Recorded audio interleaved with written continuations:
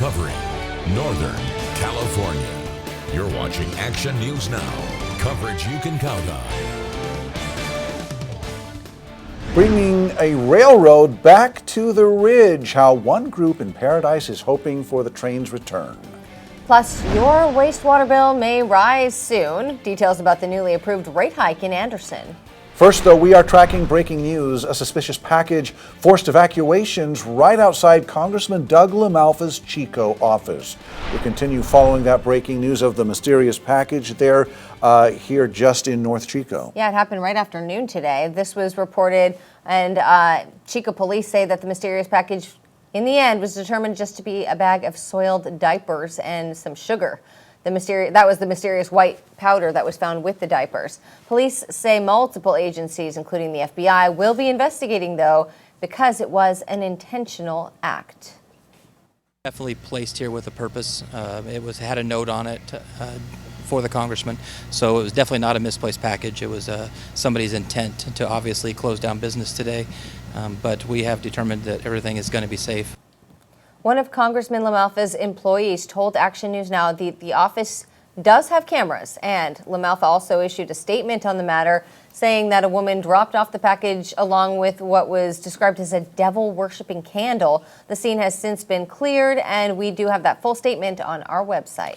Also breaking news, Gridley police arrested an armed bank robbery suspect who they say rammed a patrol car this morning. Police say 22-year-old Jennifer Flores of Yuba City robbed the BMO Bank on East Gridley Road just after 11 a.m. Officers say they saw her leaving the scene and that she rammed a patrol car before leading them on a short chase that ended in an orchard. Flores is charged with robbery, assault with a deadly weapon, and evading a peace officer. Now a live look from the Alert California camera facing Concow Lake. Yeah, really pretty shot there for our Thursday afternoon, and Chief Meteorologist Howie Gordon is tracking temperatures for us. Howie, it's almost, could you say cool out there-ish? For Northern California, we hit 109 just a week ago in Redding, and you're seeing temperatures in the low to mid to even maybe some upper 90s. I would say cool-ish, yes. I would agree with that, even though that is a hot temperature, but definitely a cool down for sure. Let's get right to the green fire, where in the vicinity, which I'll show you, the air quality is bad, but not bad all over. Okay, our moisture levels, remember 15 or lower, really, really low. So we're doing a little better. Winds aren't too bad at the moment. But here's, that keeps jumping on me. Let's go back to air quality. Here we are. So green, that's the first level. That's good air. So definitely a tremendous upswing and improvement in our air quality over the last 3 to 4 or 5 days. But in the vicinity of the fire, still it's improving as well. We're seeing those winds out of the south with that moisture. Here's our temperatures. Remember, we were 15 degrees warmer just several days ago. So I would say that's a cool down, even though very much on the hot side. You need water, you need sunblock. But look at our winds. Semi-breezy, but we're seeing the moisture with the delta breeze, and that's helping with our numbers go up a little bit, because remember, they've been down to 9-7%, so we're doing a little better. Here's what we have for tomorrow. Moisture so-so, winds a slight gusty, temperatures a little warmer, but we're going to keep it low to moderate in terms of significant fire potential risk, and we're going to talk more about our warm-up, and then another cool down coming up. Good. Right. Thanks, Howie. We're continuing our Fire Watch coverage of the Green Fire with evacuation orders and warnings still in place in Shasta County. The fire has now burned more than 16,000 acres in the Shasta Trinity National Forest east of Shasta Lake. Now it is 16% contained, so it keeps seeing some improvements every day. The U.S. Forest Service says that the 2 super scoopers in Shasta County dropped more than 127,000 gallons of water on the fire on Tuesday. The man who heads up Lake Shasta Caverns is helping deliver equipment to fight the green fire.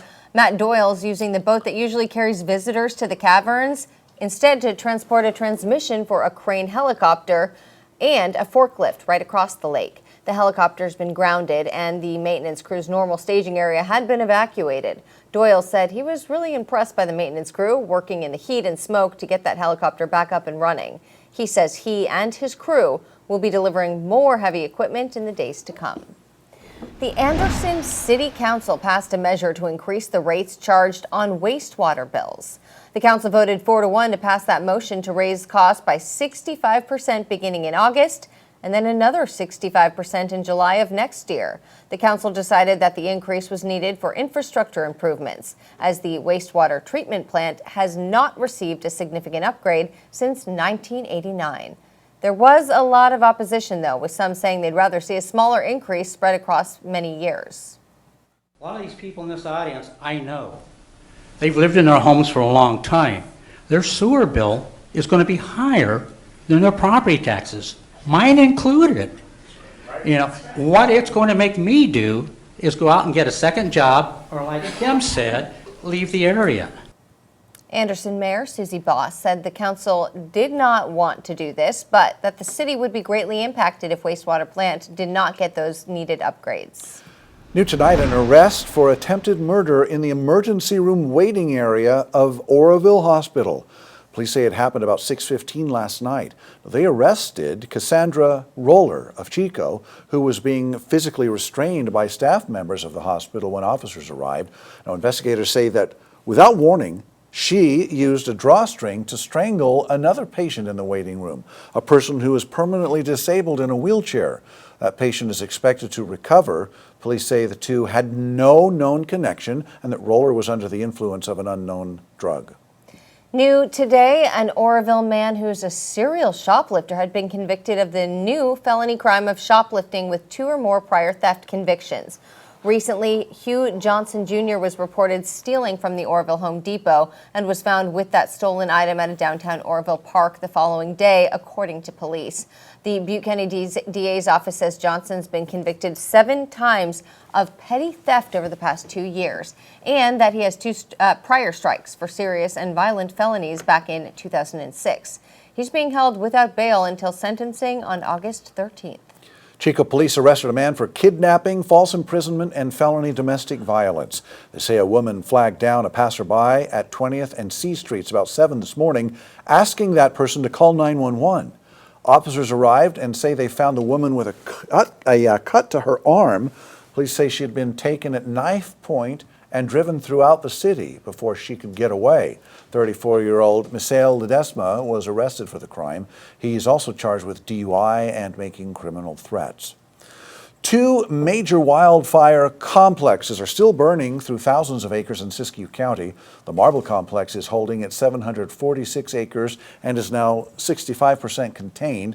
The complex consists of the Jacket and Summit fires, and it's made up of the 46-acre Jacket fire, which is 96% contained, the 700-acre Summit fire, which is 65% contained. And the Forest Service is using helicopters, mules, and horses to move equipment and personnel off the mountain. There are still 2 evacuation orders and warnings in place. The Orleans complex has burned just over 10,000 acres with no containment.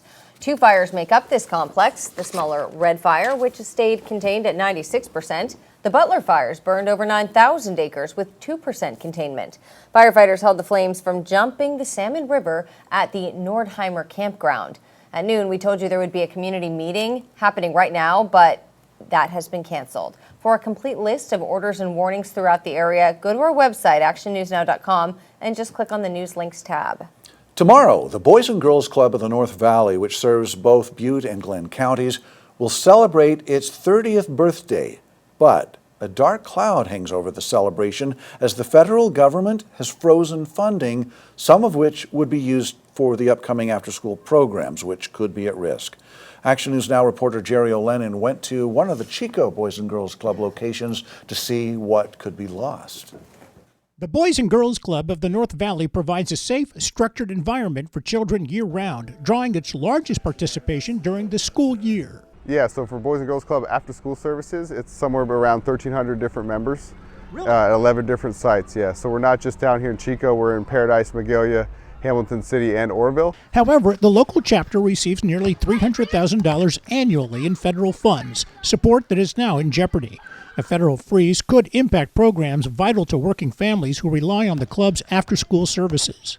So our mission, to serve youth and make sure they have a good life in front of them. And you see that every day you're in here. More than 20 states, including California, are suing the Trump administration, alleging the withholding of funds violates federal law and the Constitution, an uncertain future for programs that many families rely on.